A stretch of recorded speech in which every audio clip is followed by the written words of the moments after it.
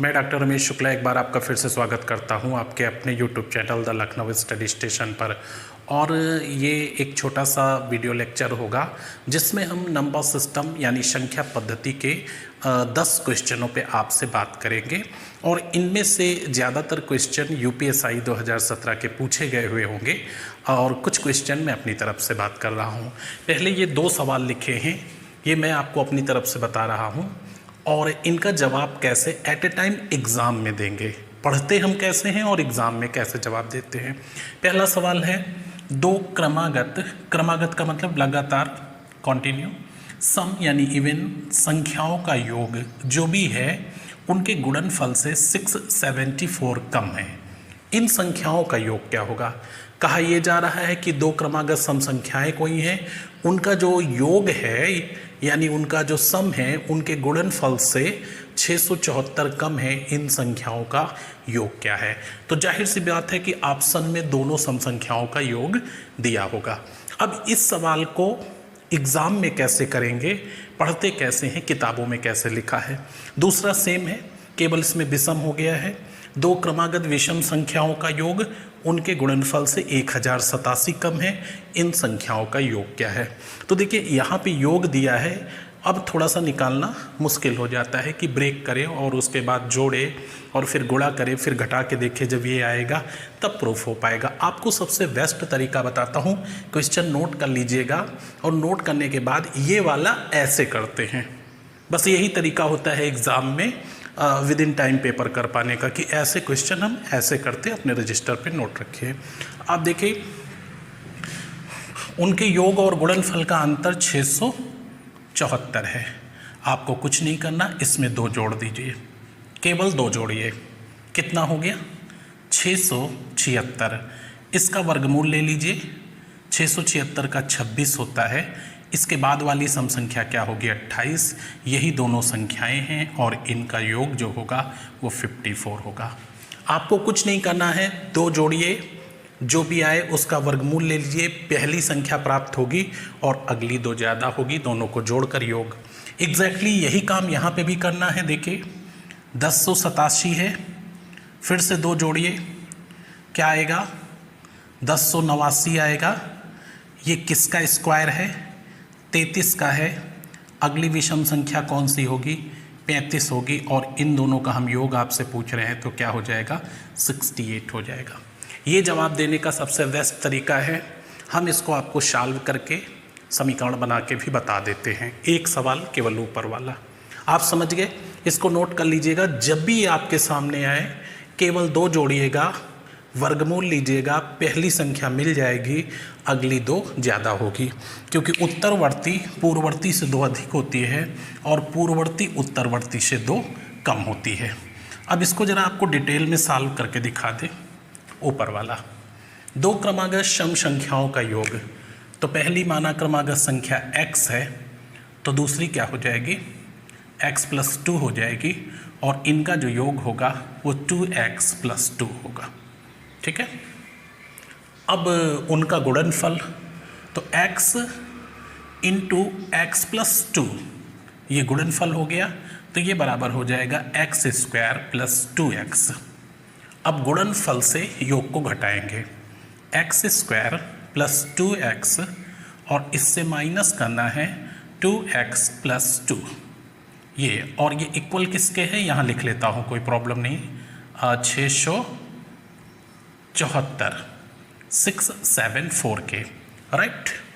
अभी ब्रैकेट खुलेगा तो ये कैंसिल हो जाएगा, उधर माइनस हो जाएगा। x² - 2 बराबर 674, तो x² बराबर 676 और x बराबर 26। इसी चीज़ से वो कोई आपकी ट्रिक नहीं है, इसको सॉल्व किया स्टडी के दौरान, तैयारी के दौरान, और फिर एक निष्कर्ष निकाला कि सब एग्ज़ाम में क्या करेंगे।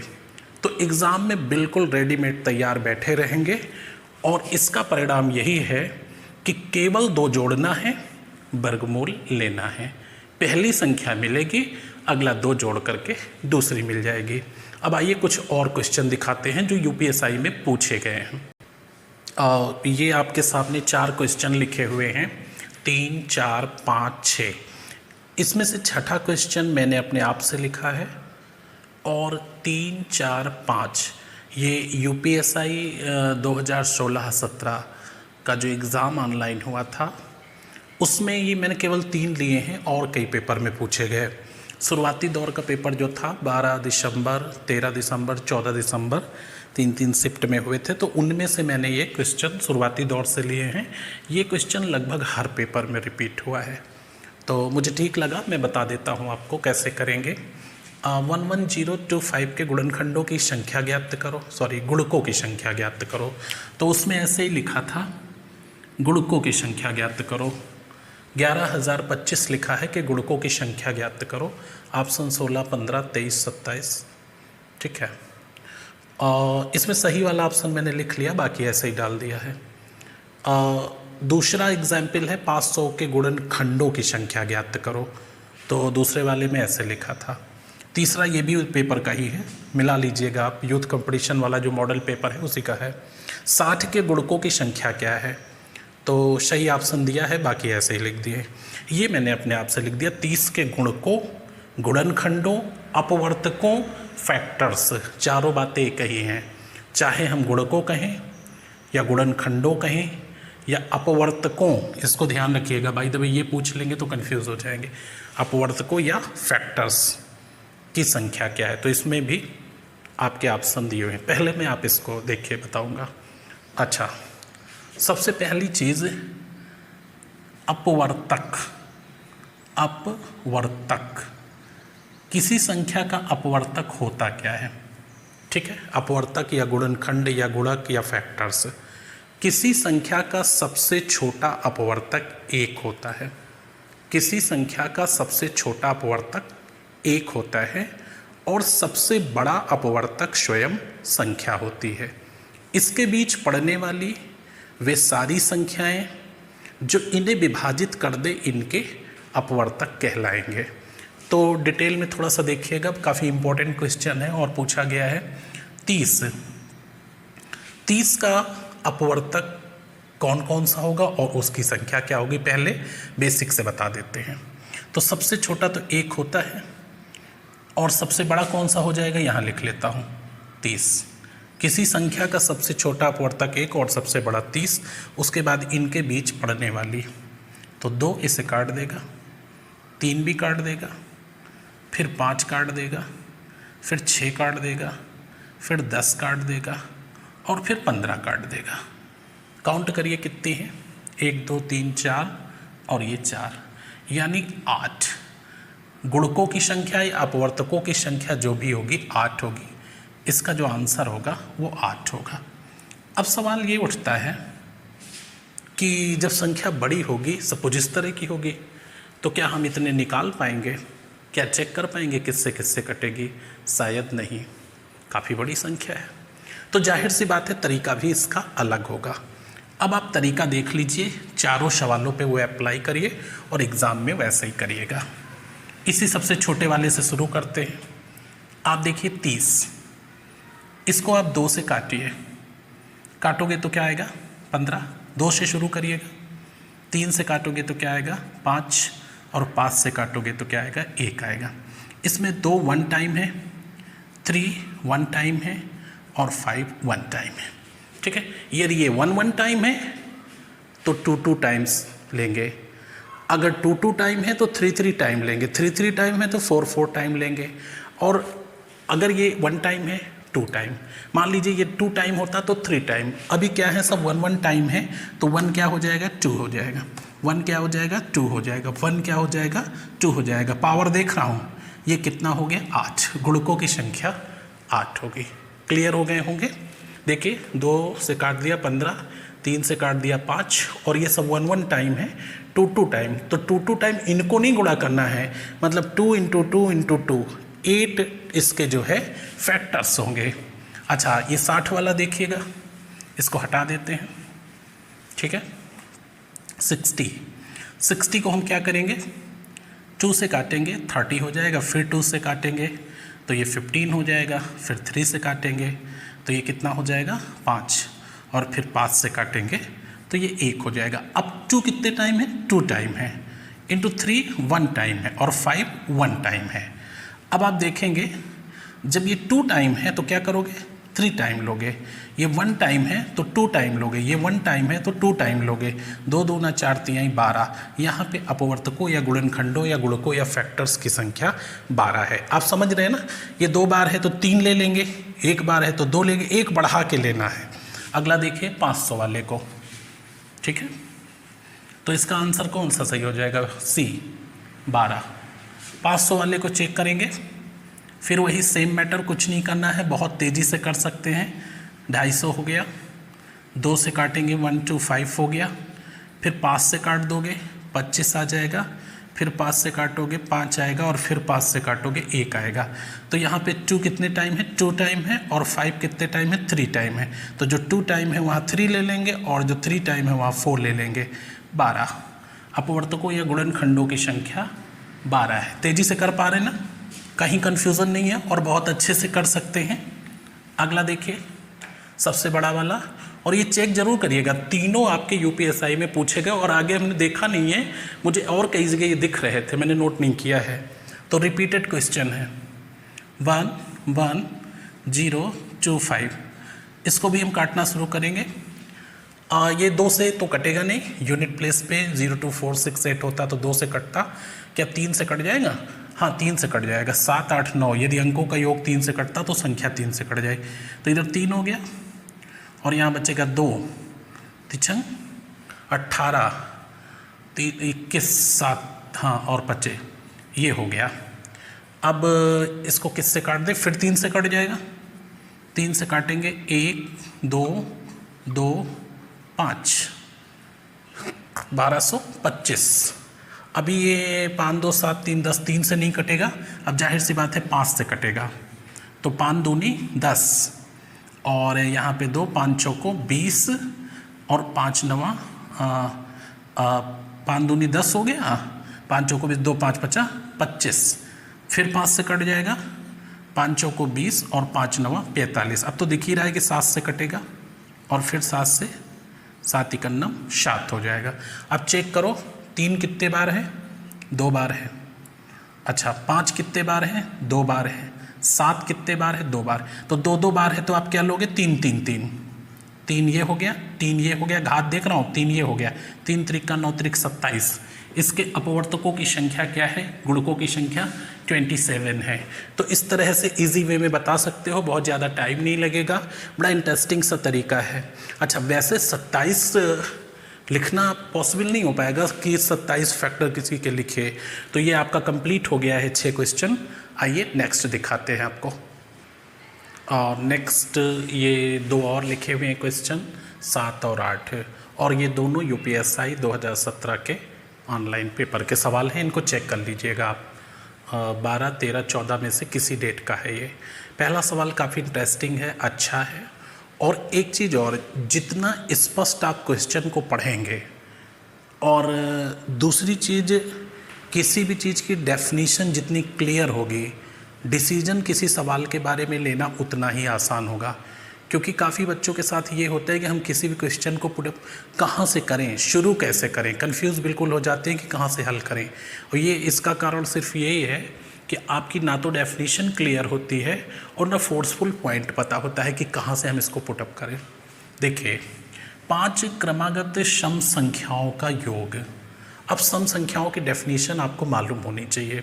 5 क्रमागत सम संख्याओं का योग 4 क्रमागत विषम संख्याओं के योग से 36 अधिक है। सबसे बड़ी सम संख्या एवं सबसे छोटी विषम संख्या का योग क्या है? क्वेरी हमारी यहाँ है, देखिए इसको हाईलाइट करते हैं। क्वेरी ये है,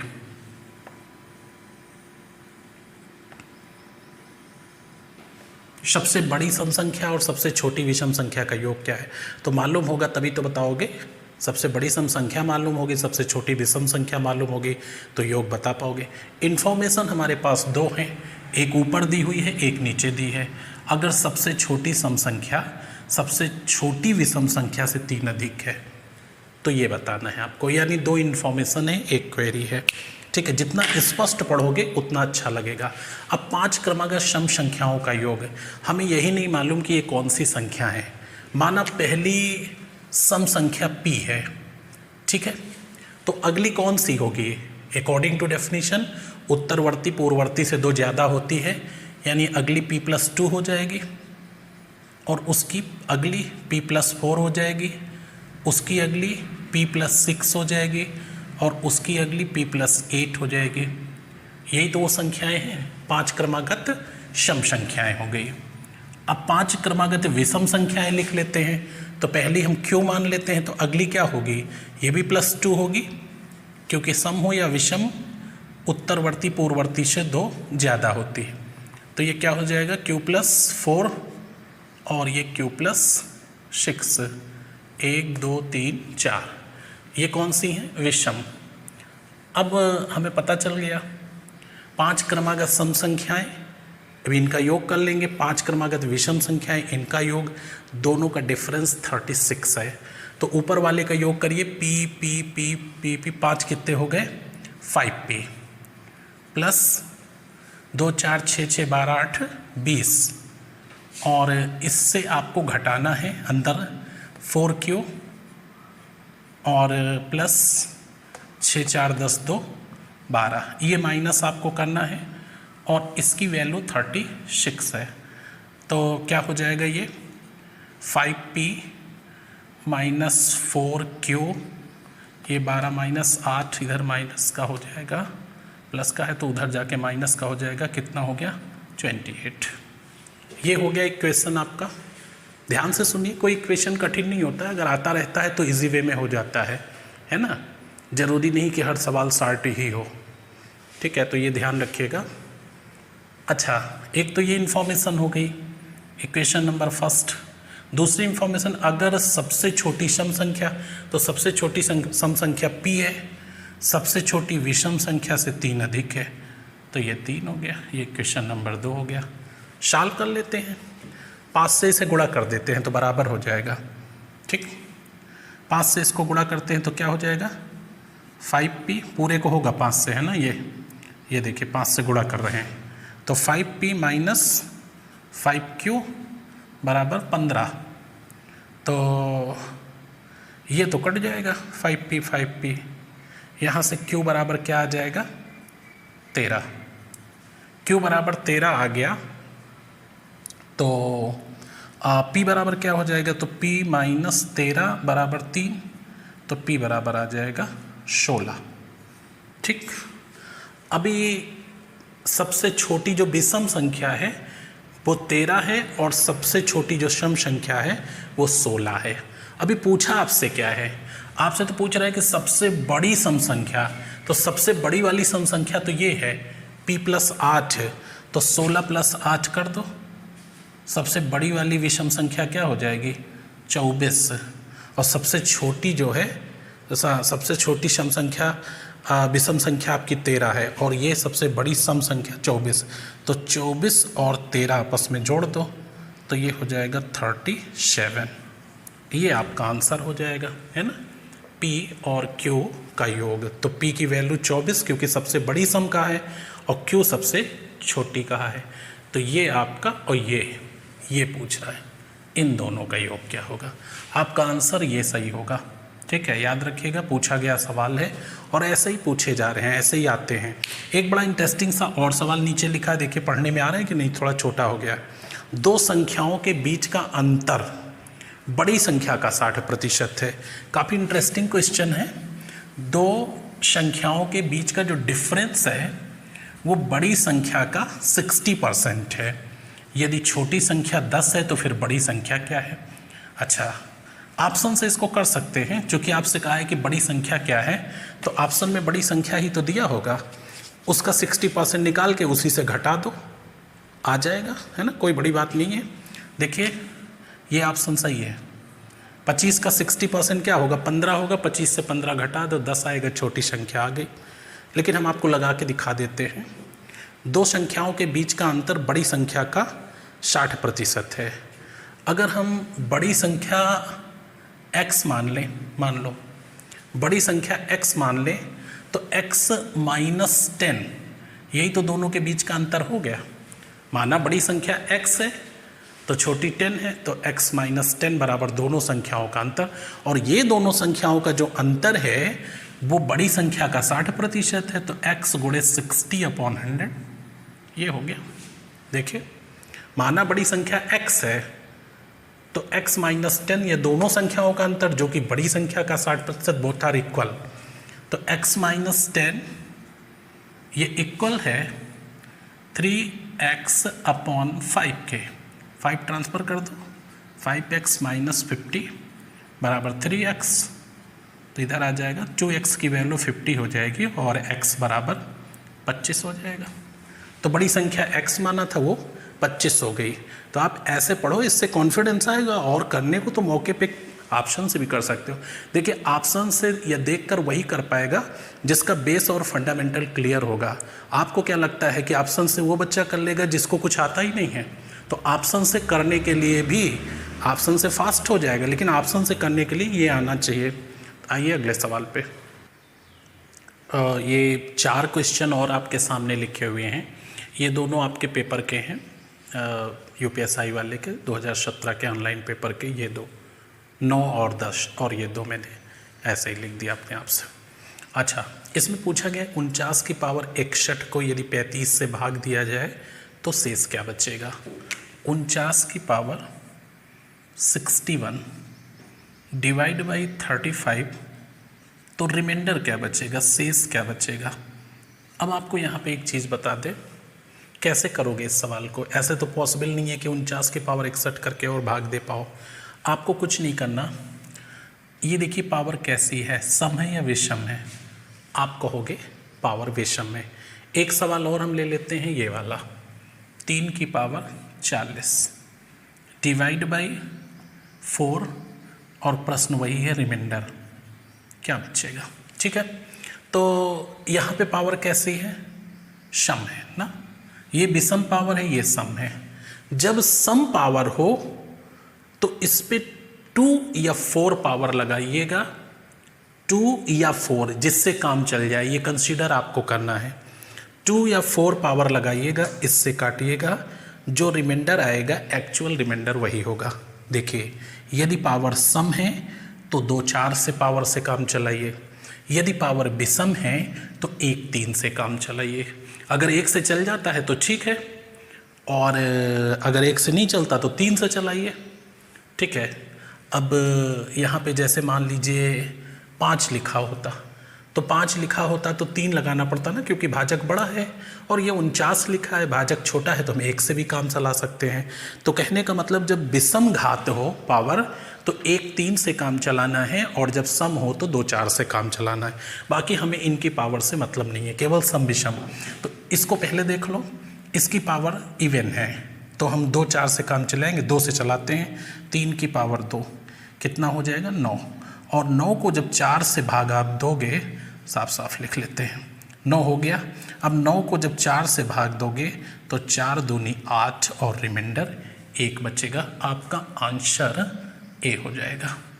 ठीक है, यहाँ देख लो, यहाँ पे विषम पावर है तो 1 3 से काम चला लेते हैं, तो 49 की पावर हम 1 ही ले लेते हैं। क्या हो जाएगा 49, और 35 से इसको डिवाइड करोगे 35 से, तो अगर 35 से डिवाइड करोगे तो 1 टाइम ही तो जाएगा, 14 बच जाएगा रिमाइंडर। तो आपका सही आंसर डी वाला हो जाएगा। एक सवाल और नीचे लिख दिया है मैंने, 12 नंबर पे देख लो, है ना, सेम सवाल है, कोई अंतर नहीं है इसमें। 17 की पावर क्या है, 200। हर जगह आपको मिल जाएगा, एसएससी वगैरह में कई बार यही रिपीट ही हो गया, पूछा गया यही। 18 से डिवाइड करना है, रिमाइंडर क्या बचेगा। अभी ये क्या है, सम है या विषम है, सम है तो 2 से काम चला लो। 17 की पावर 2, 18 से डिवाइड करना तो 289 होता है ना इसका स्क्वायर। 18 से डिवाइड कर दो, 18 51 18, यहाँ 10 बच जाएगा 9, और 18 पंचे 90, 18 छक्का 108, ये हो गया। क्या बचा शेष, 1 आ गया। ये आंसर आपका सही हो जाएगा। ठीक है, तो अगर सम हो तो 2 4 से काम चलाइएगा, और विषम हो तो 1 3 से काम चलाइएगा, ठीक है। बाकी आप डिवाइड करिए, कोई दिक्कत नहीं है। जो रिमाइंडर बचेगा एक्चुअल रिमाइंडर वही होगा। एक सवाल यहाँ पे लिख दिया अच्छा सा, बहुत इंटरेस्टिंग है। देखिए क्या है, 4 की पावर 19 प्लस 2 निम्न में से किससे विभाजित होगा? ऑप्शन में 12, 11, 10, 13, ये कहीं पूछा गया सवाल था। निम्न में से किससे विभाजित होगा? लिख लेता हूँ, 12, 11, सी पे क्या है 10 और डी पे क्या है 13। निम्न में से, अलग से नहीं ढूंढना, इसी में से। तो ये पावर कैसी है? विषम है ना पावर, किससे काम चलाओगे? विषम है तो 1 3 से काम चलाना पड़ेगा, 1 3 से काम चलाना पड़ेगा। अब भाजक बड़े बड़े लिखे हुए हैं, 12, 11, 10, और यहाँ ये संख्या छोटी लिख रही है, तो 1 3 से काम चलाना पड़ेगा। मैं 3 से चलाता हूँ, 4 की पावर 3 और प्लस 2, है ना। देखता हूँ किससे कटेगा। तो 4 की पावर 3 होता क्या है? 4 चौक 16, चौको 64 और प्लस 2 कितना हो गया? 66। अब दिख ही रहा है किससे कटेगा, 11 छक्का 66 होता नहीं है। तो ये संख्या पद्धति के कुछ इंपॉर्टेंट क्वेश्चन हमने आपको बताया है, और आपको जानकारी है ही है कि हमने मैथ का एक क्लास अपनी ऑफिशियल वेबसाइट पे शुरू किया है। तो जिनको मैथ में प्रॉब्लम है, जिनकी मैथ वीक है, उसमें 150 प्लस वीडियो होंगे, आए हुए सवाल भी होंगे। तो उसमें बिल्कुल बेसिक से टॉप लेवल तक चलेंगे, और यूपीएसआई के सिलेबस के अकॉर्डिंग है। 1000 रुपये उसके चार्ज हैं, आप परचेज करके उसको पढ़ सकते हैं। और एक चीज़ ये है कि अगर आप उसको पढ़ते हैं तो आपकी मैथ की प्रॉब्लम दूर हो जाएगी। तो आप डिसाइड कर लीजिए, और जैसा हो आप उसे लेकर के पढ़िए। मिलते हैं नेक्स्ट क्लास में, तब तक के लिए शुभकामनाएं, धन्यवाद।